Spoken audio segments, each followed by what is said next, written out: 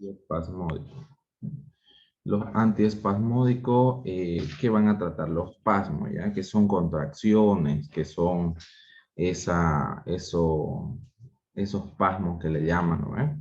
Entonces, estas contracciones van a ser involuntarias, van a ser provocadas por algún agente físico, ¿no? Algún agente químico, de los cuales van a estar introducidas en nuestro organismo, ¿ya? O podemos hacer por agentes ambientales. En todo caso, cuando tenemos, por ejemplo, una colicistitis, ¿no? Una colelitiasis, ¿ya? Van a provocar contracciones de esta vesícula, ¿ya? En este caso, ¿no? Aquí, por ejemplo, cuando tenemos una contracción del estómago, una contracción de los intestinos, que estas contracciones, ¿qué es lo que van a provocar? Mucho dolor, ¿no? Mucho dolor, mucha incomodidad, van a provocar de que no se forme, de que las heces no pasen, ¿no? Y así no se puede evacuar, y ahí vamos a tener el problema de una obstrucción intestinal, ¿ya? O un ilio paralítico en todo caso, ¿no? Que, bueno, este ilio paralítico es el contrario de las contracciones, ¿no? Pero vamos a tener estas contracciones, ¿ya?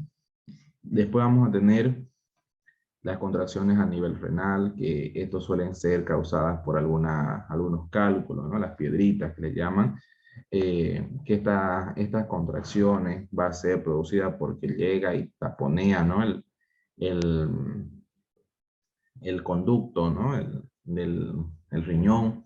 Aquí esta piedra se va a situar y va a quedar ya obstruyendo el paso de la orina.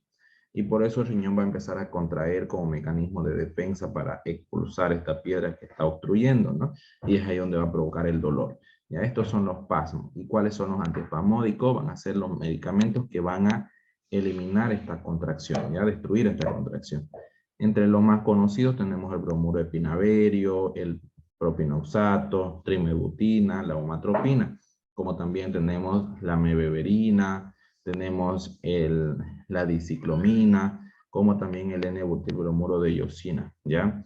Estos fármacos también pueden ser acompañados por infusión de anís, ¿no? Que suelen ser antiespasmódicos también, que estos son esencias carminativas, ¿ya? Como le decía, los antiespasmódicos o espasmolíticos van a destruir una contracción, ¿ya? También se llaman relajantes musculares de origen liso, ¿no? De músculo liso. Van a mejorar esta contracción, ¿no? La clasificación de los antiespasmódicos lo vamos a clasificar en dos grupos, entre ellos los anticolinérgicos, como también los que actúan directamente sobre el músculo liso. Los anticolinérgicos son los que más hay, ¿no? A diferencia del músculo liso.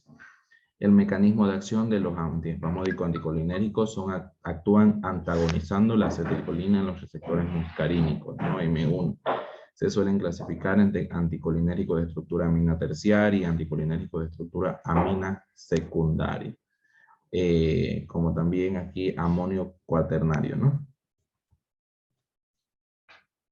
Estos son los de la estructura amina terciaria. Entre ellos vamos a tener la atropina, ¿no? La atropina, pero la atropina no se usa como un antiespasmódico como tal, ya se usa más que todo en la cirugía para poder facilitar la intubación, ¿no?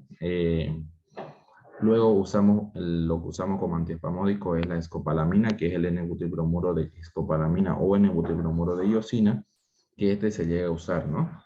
Por ejemplo, este N-butilbromuro de iosina se usa para un cólico renal, ¿ya? Más que todo. Puede usarse para los demás cólicos, pero generalmente para el cólico renal. Aquí está la escopolamina o el N-butilbromuro de iosina, ya que también vienen, como viene para la vía endovenosa, como también viene por la vía oral y en gotitas, ¿no? Para los niños, ¿ya? Después tenemos los sintéticos de estructura amina terciaria, que entre ellos va a ser la trimebutina y va a ser la diciclomina, ¿no? Como también la dicicloverina, que es un derivado, pero la diciclomina es la que se usa acá en nuestro país, ¿ya? Después, aquí está la trimebutina, ¿no? Estas son concentraciones de trimebutina como antiespasmódico de músculo liso, que vienen concentraciones de 300, vienen de 200, ¿no? Vienen de 50 en 5 ml en el caso de las ampollas, como también vienen en vía oral de 300 acompañados de probióticos, ¿ya? Los probióticos suelen ser muy buenos antiespasmódicos, buen antiflatulento, ¿no? Antidiarreico, así que son sustancias bien importantes, ¿no? Luego vamos a tener los derivados de los alcaloides naturales con estructura de amino cuaternario. Entre ellos va a ser la homatropina, el metilbromuro, metilescopolamina, ¿no? La octatropina. Entre ellos aquí usamos la homatropina y usamos el bromuro de metilescopolamina, ¿no? Aquí tenemos los sintéticos de estructura amonio cuaternaria, ¿no? Estos eran los naturales. Aquí tenemos los sintéticos, que este es el bromuro de pinaverio, ¿ya? Aquí usamos el bromuro de pinaverio. Aquí, por ejemplo, me estaba olvidando, la trimebutina es un buen antiespasmódico del aparato gastrointestinal, ¿ya? O sea, de los intestinos, cuando hay un pasmo intestinal, ¿no? Después, por ejemplo, acá este es del riñón, ¿no? La trimebutina igual para intestino. La homatropina es un buen antiespasmódico del útero, ¿ya? Suele tratarse para, por ejemplo, las contracciones uterinas de los días de menstruación, ¿ya? La homatropina. El bromuro de pinaverio se usa como también para el pasmo renal, ¿no? La contracción renal por algún cólico renal que haya de cualquier etiología, como también se puede usar para los intestinos, ¿ya? El bromuro de pinaverio suele ser muy buen tolerable, ¿no? Luego vamos a ver, esos son los anticolinérgicos, ¿ya? Vamos a ver los antiespasmódicos musculotropos, ya que estos van a actuar directamente en el músculo. De aquí vamos a tener la mebeverina, de lo cual no usamos mucho acá en nuestro país, pero sí usamos la pargueverina, que la pargueverina clorhidrato, no lo conocemos acá en nuestro país como así con este nombre, lo conocemos como propinoxato, ¿ya? El mecanismo de acción de la pargueverina o propinoxato va a ser un efecto antiespasmódico espasmolítico directo sobre el músculo liso del tracto gastrointestinal, de las vías biliares, urogenitales, relaja las fibras musculares, previene el espasmo visceral y revierte la hipoxia originada por el espasmo, ¿ya? La posología va a diferenciarse uno si puede ser de ataque, ¿no? Puede darse, por ejemplo, esto pueden ser por vía oral, como también por vía endovenosa, ¿no? Por ejemplo, por vía endovenosa, si el ataque es muy grave, le puedo dar pues 3 veces al día, ¿no? Una ampolla. Pero si suele ser, eh, por ejemplo, solo un tiempo y después pasa, solo le voy a dar una vez, ¿no? Esto va a depender cómo está la persona, su ataque, la enfermedad. Entre ellos aquí tenemos el propinoxato que viene en gotas, ¿no? Se suele usar solo, como también tenemos el propinoxato acompañado del clonicinato de lisina, que este va a ser un aire, ¿no? De mayor propiedad analgésica. Entonces, esto suele usarse más que todo para un espasmo de la vía biliar, ¿no? Por una colicistitis, por ejemplo, se suele usar esta, ¿no? Aquí vamos a tener esa, ¿no? La diferencia entre los espasmódicos van a ser, que el uno va a actuar, ¿no? Como anticolinérgico. Por el caso, por ejemplo, de estos amonios cuaternarios, en caso de intoxicación no aparecen ningunos síntomas, ¿no? A diferencia de los que son los musculostrópicos, que estos pueden provocar algunos síntomas, ¿no? En su uso.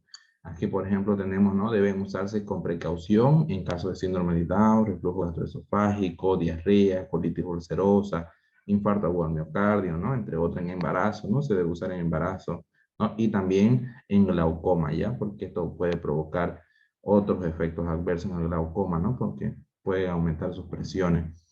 ¿Cuáles son los efectos adversos más comunes? Por ejemplo, de la trimebutina suele causar estreñimiento, ¿ya? El efecto más común es el estreñimiento, como también puede llegar a provocar reducción de la secreción bronquial, ¿no? Urgencia misional, retención urinaria, dilatación pupilar, ¿ya? Entonces, puede provocar esos efectos adversos. Después la mebeverina, la papeverina, ¿no? Relajante directo al músculo liso. Vía oral pueden aliviar el dolor abdominal, contraindicaciones no administrar en caso de obstrucción intestinal o ilioparalítico, ¿no? Efectos adversos sin efectos de consideración pueden producir náuseas, cefaleas y pirosis, ¿ya? Bueno, eso sería sobre antiespasmódico. ¿Tienen alguna consulta?